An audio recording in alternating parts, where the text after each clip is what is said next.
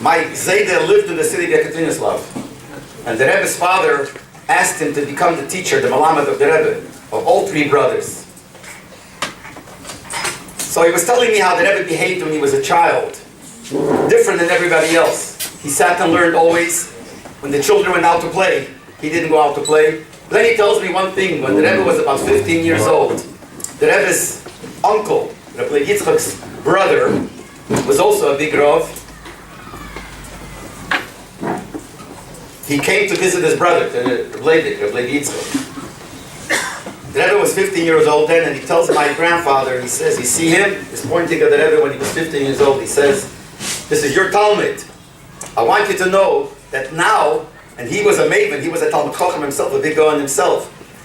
He spoke to him. I can tell you now that he's 15 years old, he's already Boki in Gan Shas with all the Tosfos. He's Boki in the whole of Lekutei Torah with all the ayins. Lekutei Torah, you know what Lekutei Torah is? And in Lekutei Torah, that Tzemach Tzedek writes many times, ayin, look into this place, references. Look into this Gemara, look into this Medrash, look into this Maimer, look into this Kabbalah Sefer. So he was Boki, he already knew by heart the whole Lekutei Torah with all the ayins. So you see the Rebbe's goiness and godless from when he was a child yet. And you can imagine what went on when the Rebbe learned more and more. The Rebbe's time was so precious. He didn't waste 1 minute. He didn't even waste 1 second. He once wrote an article, somebody wrote an article in a newspaper about Lubavitch and about the Rebbe. And in the article he wrote that by the Rebbe, every minute and every second is precious. And the Rebbe checked over this article. He was magiyah. And the Rebbe crossed out the word every second. In other words, the Rebbe was a made the mixas. Now I'm going to tell you how much time the Rebbe spent when it came to be magiyah sicher. When the Rebbe had to edit the sichas.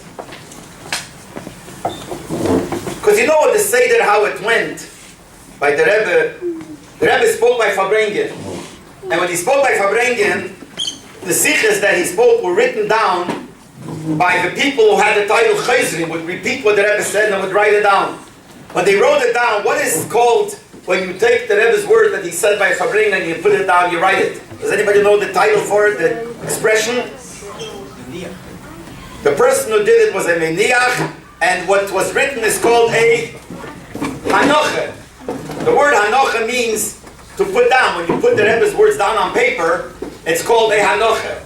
But that's called hanocha bilti muge. Bilti muge means not edited by the Rebbe. And when you have a sicha that's not edited by the Rebbe, there are a few problems here. Number one, not always do you remember exactly the way the Rebbe said it. Not always does the person who writes it understand it so perfectly, but you write it the way you understand.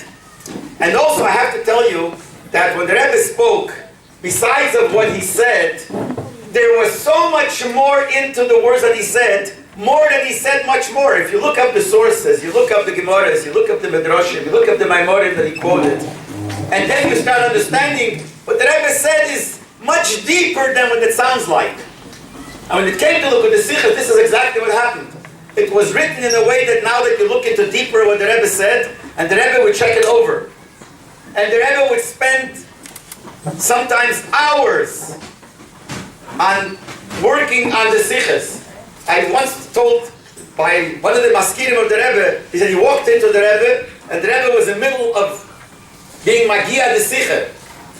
And the sicha was laying in front, and as he walked in, the Rebbe closed it. He was magiyah ready, went over it again, picked it up, he gave it to him and he said, Gibze, give it to them. Ein l'dor sof. If I'm going to continue, I'll never end. Because the Rebbe could always add and add and add because there is so much depth there. And even the people who wrote the sichas, before they even gave it into the Rebbe to check over, had to look through all the Rebbe wanted, look through all the sources and see that there is more. And then the Rebbe would or agree that you understood it right or not, and he would fix it. There was one week that I was told that the Rebbe spent 10 hours in the week to be Magiyah the Sicha. Imagine, if by the Rebbe every second was precious, and he spent 10 hours. You know how much of himself the Rebbe put into the sichos? How important it is for us to learn Likutei Sichos, to learn the sichos that the Rebbe was Magia and put himself into it so many hours. Every second was precious. I was once standing outside some 70, and the Rebbe would sometimes open the window of his room. It was hot inside. Even in the middle of the winter, sometimes the Rebbe would open this window. There was a shade there, but the wind would blow, and sometimes the wind shook the shade. So I remember I was standing outside, and the window was open, and the shade shook. It was late at night, before the Rebbe went home. And you could see. I probably shouldn't have done it, mixing into the Rebbe's private business, but I did look in. Couldn't hold myself back. And I looked in and standing and looking, you could see, and I saw the Rebbe sitting there without his shirtuk, without a hat. I just couldn't see. I saw a sefer, but I didn't see if he was writing something or just. But you could see he was very, very engrossed, very fatif, looking into what he's doing. And then, usually when a person licked is very involved in something, and then when you finish, so what would I do? You close the sefer, you get up, you put on your coat, you go out. It takes a few minutes. I remember I saw the Rebbe get up from the seat, in a second went over to the window and closed it, till we got a chance, it was a few bochrim of us, to run away, the Rebbe shouldn't see us, the Rebbe was outside already. Didn't waste a second.